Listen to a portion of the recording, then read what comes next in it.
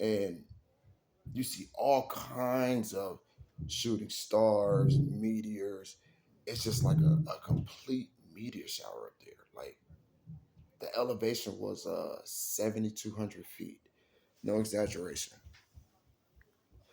And did I have to get used to the air? Yeah, because the air was so fresh, it literally stinked to me. Because being in the city, you inhale smog and all that carbon, all that pollution that you underneath. You know what I mean? Because if you like ever come out here, and if you are out here, if you ever go on the 405 or the 105 on that bridge on a clear day, you can actually see the difference between being above and being underneath. So it actually, it was like really, it didn't smell too good to me. It really didn't. So, um, you know, I had to adjust to that. The air was a little bit thinner, but then again, as it cleared out, the the filterness of the as my nose cleared out, the filter. I mean, not filter, but cleared out my nostrils through the pollution down here in L.A.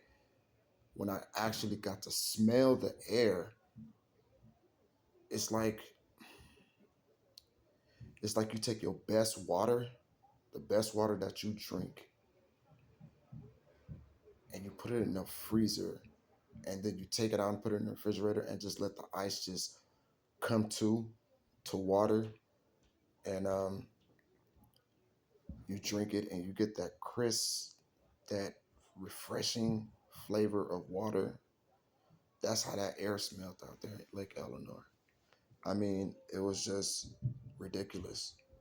And you know, I had my run-ins in Lake Eleanor. I'm not gonna lie.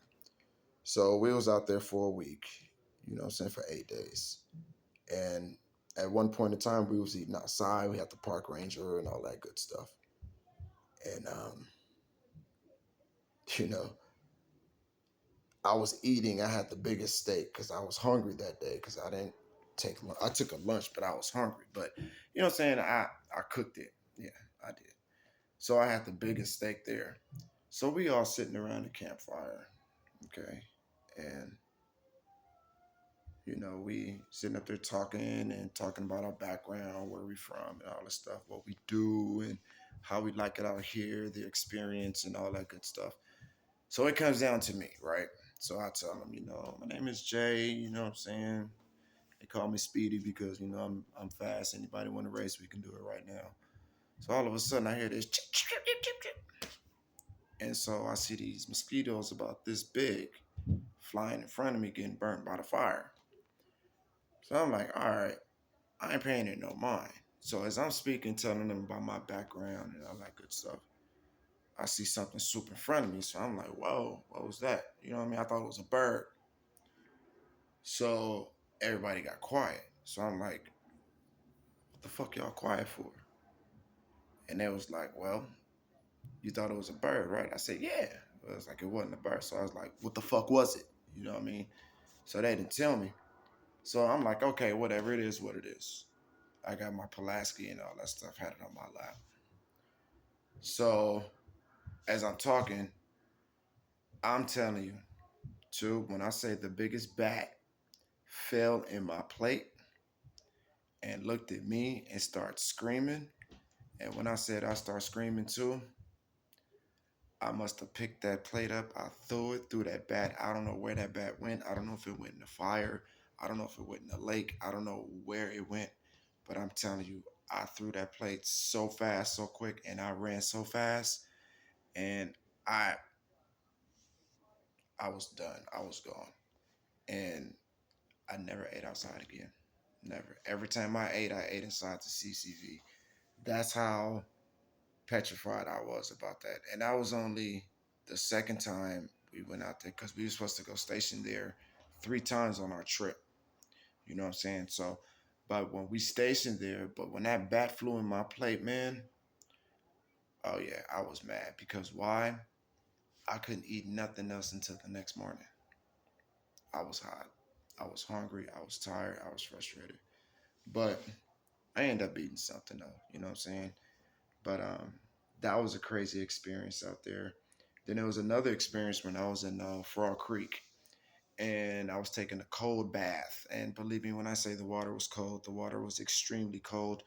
No heater, no nothing. I mean, cold, cold, cold water. I mean, talking about cold water, like ice water.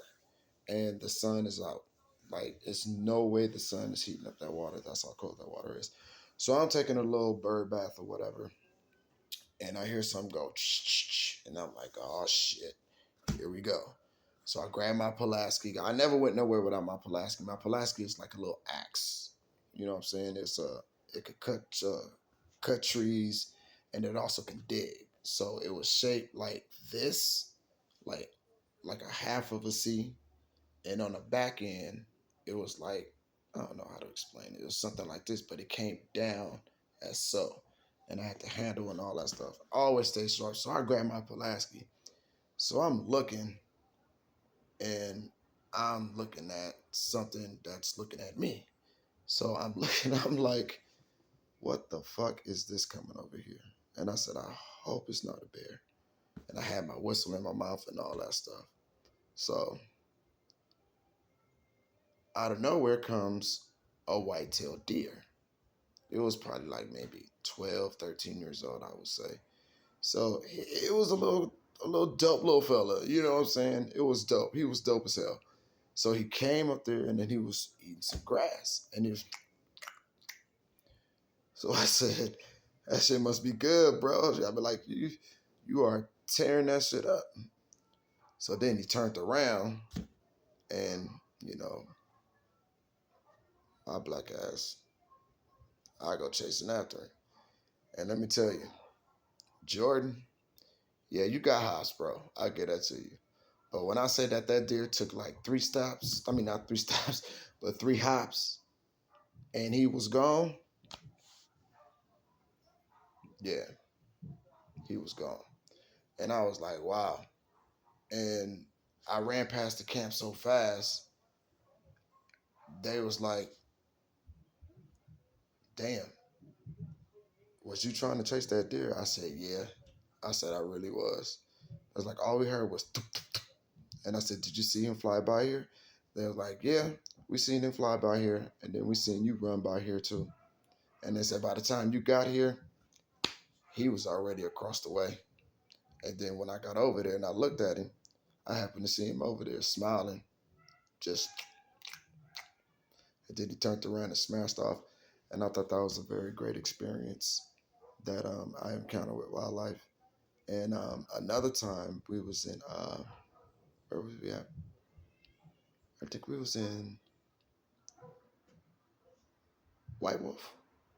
I think I'm not particularly sure, but somewhere along the lines there, we was somewhere in Yosemite, and you know, it was crazy because I was at the tail end, and when I was at the tail end of it, I had it was a long line, and we just belling. So I accidentally hit somebody because I wasn't paying attention,